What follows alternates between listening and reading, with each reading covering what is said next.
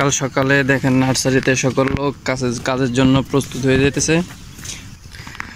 আর আমাদের বড় ভাই সে আজকে সে এখানে রাচুন দেয়, অর্থাৎ স্প্রে করে, কিন্তু রাচুন শেষ হয়ে গেছে গতকালকে, ব্লক শেষ হয়ে গেছে, যার কারণে আজকে অন্য কাজ করবে। হয়তো দেখা যাক কি কাজ দেয়।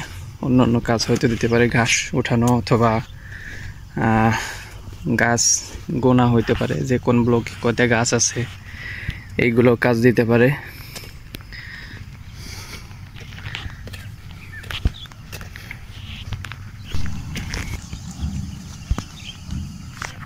ওই যে এক লোক যাইতেছে, ওনারা আজকে এই চারা গাছে সার দিবে, তার জন্য একটা লাঠি জাতীয় একটা কিছু নিতেছে, যাতে এই চারার নিচ দিয়ে মানে একটা গর্ত করে তার ভিতরে সার দিতে পারে। এই লোক আসতেছে, এই লোকের যে ড্রাইভার, কিন্তু আজ কাজ নাই দেখি নার্সারিতে চলে আসছে।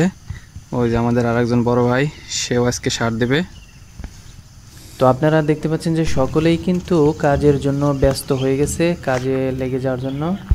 আর যার যার যেই কাজ সেই কাজে চলে যাবে, কারণ সকালবেলায় হইতেছে কাজের একটু চাপ থাকে, আর সারাদিনে কিন্তু সেরকম কাজের চাপ থাকে না। ঠিক আছে, এই কাজ মনে করেন যে 2টা পর্যন্ত করলে শেষ, বেসিক কাজের 2টা পর্যন্ত শেষ।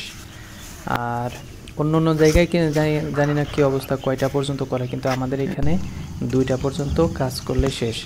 এরপরে যেই কাজ করবেন সেইগুলা মনে করেন আপনার ওভারটাইম হিসেবে লেখা হবে।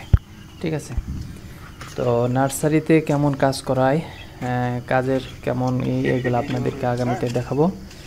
আপনারা সকলে আমাদের জন্য দোয়া করবেন, আপনাদের জন্য দোয়া করি যেন আপনারা সকলে সহি সালামতে মালয়েশিয়া আসতে পারেন।